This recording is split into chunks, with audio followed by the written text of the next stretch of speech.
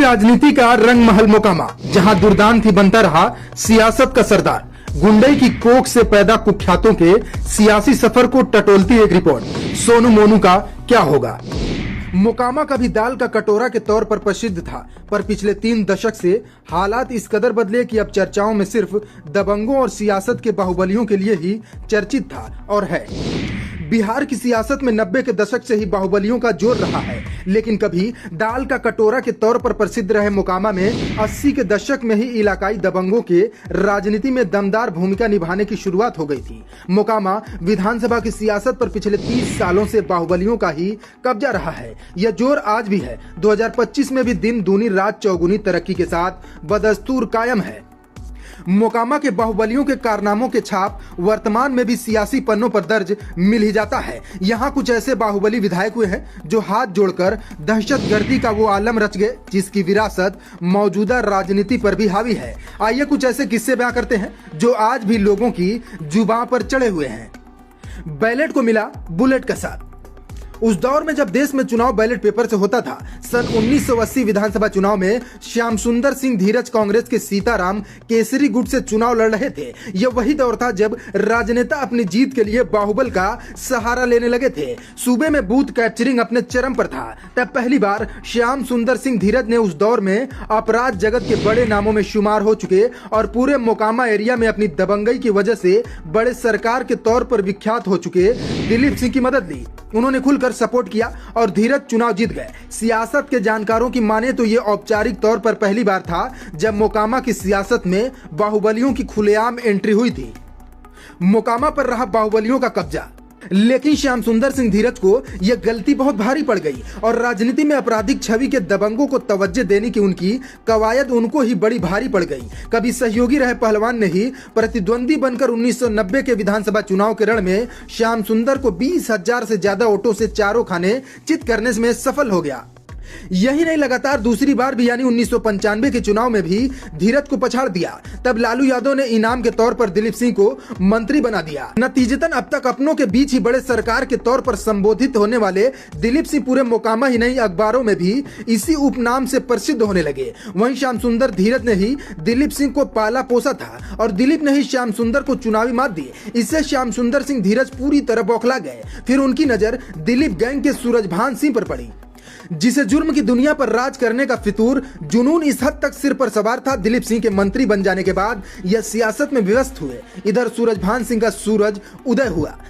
तब धीरज बेहद करीने से विषाद बिछाकर दिलीप सिंह के उस दौर के सबसे चर्चित शागिर्द रहे सूरजभान सिंह को उनसे अलग करने में सफल रहे। फिर 1998 में अपनी गिरफ्तारी के बाद सूरजभान ने भी अपराध जगत के सूरमा से माननीय बनने की कवायद के तहत जेल से साल 2000 में मोकामा से विधानसभा का चुनाव लड़ने का पर्चा दाखिल कर दिया। उस वक्त तक उनके ऊपर बिहार और यूपी में कुल 26 आपराधिक मामले दर्ज हो चुके थे। अपने पहले ही चुनाव में ही अपने गुरु दिलीप सिंह को 70,000 वोट से हराकर मोकामा को दाल नहीं दबंग ही पसंद है कि चर्चा को मजबूती प्रदान कर दी। लेकिन अपनी बढ़ती राजनीतिक महत्वाकांक्षा के तहत विधानसभा का चुनाव जीतने के बाद 2004 में वह रामविलास पासवान की लोक जनशक्ति पार्टी के टिकट से बलिया बिहार के सांसद बन गए।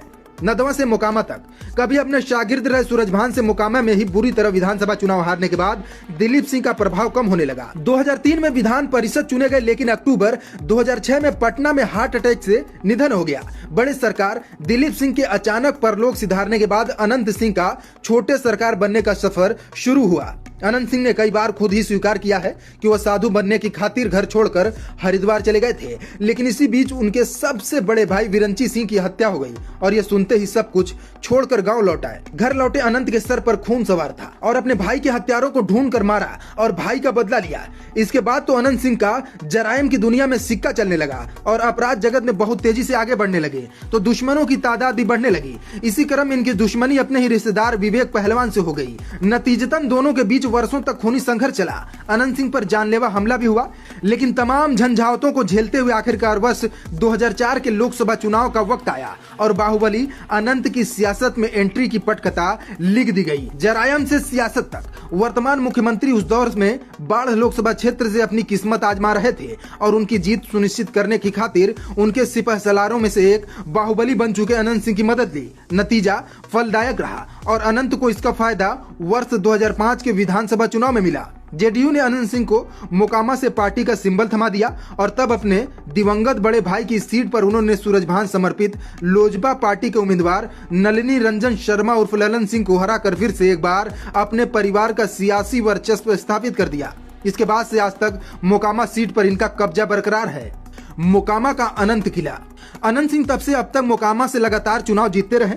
उन्होंने जब जिस दल का हाथ पकड़ा उसे जीत नसीब हुई। राजद और जदयू के साथ हुए तो भी और निर्दलीय मैदान में उतरे तो भी जीत दर्ज की है। साथ ही अनंत सिंह जैसे जैसे सियासी मजबूती हासिल करते गए वैसे वैसे उनके जुर्मों की फाइल भी मोटी होती गई। 2020 विधानसभा चुनाव के दायर हलफनामे के मुताबिक उन पर हत्या की कोशिश के 11 और जान से मारने की धमकी के 9 केस सहित कुल 38 एफआईआर दर्ज हैं। कुछ मामलों में उनकी रिहाई भी हुई है, जिसमें पुलिस द्वारा अनंत सिंह के घर पर छापा मारकर एक AK-47 राइफल और बुलेट प्रूफ जैकेट बरामद करने का अति चर्चित मामला भी है। इस मामले में एक अदालत ने अनंत सिंह को 10 साल की सजा सुनाई थी।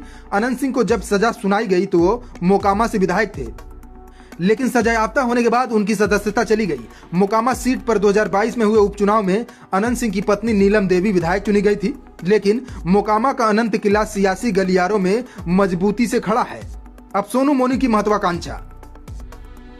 सजावार होने के बाद निचली अदालत के फैसले को अनंत सिंह ने पटना हाईकोर्ट में चुनौती दी थी। अगस्त 2024 में हाईकोर्ट ने उन्हें इस मामले से बरी कर दिया। इसके बाद वह करीब 6 साल बाद पटना की बेऊर जेल से रिहा हुए। हाईकोर्ट से बरी होने के बाद अनंत सिंह इसी साल यानी 2025 में होने वाले विधानसभा चुनाव में मोकामा से चुनाव लड़ने की तैयारी कर रहे हैं। लेकिन इस बीच मोकामा के नौरंगा जलालपुर गांव में हुई गोलीबारी की घटना ने उनके चुनाव लड़ने की उम्मीदों को तगड़ा झटका लगा है। दर्ज एफआईआर में नामदर्ज होने के बाद पूर्व विधायक ने बाढ़ कोर्ट में आत्मसमर्पण कर दिया है। कोर्ट ने 14 दिनों की न्यायिक हिरासत में उन्हें बेऊर जेल भेज दिया है। इसी बीच में हुई खूनी भिड़ंत में ताबड़तोड़ फायरिंग की घटना ने सियासी जोर पकड़ लिया है। विपक्ष लगातार सरकार पर हमलावर है। वहीं दूसरी तरफ क्योंकि अभी यह तय नहीं है कि अनंत सिंह को जेल से रिहाई कब होगी, वहीं दूसरी तरफ बाहुबली अनंत सिंह सरेआम दुश्मनी मोल लेने वाले सोनू मोनू की भी राजनीतिक महत्वाकांक्षा है। ये दोनों भी मोकामा विधानसभा क्षेत्र के ही निवासी हैं और इलाके में नामवर, दबंग और बाहुबलियों में शुमार किए जाते हैं।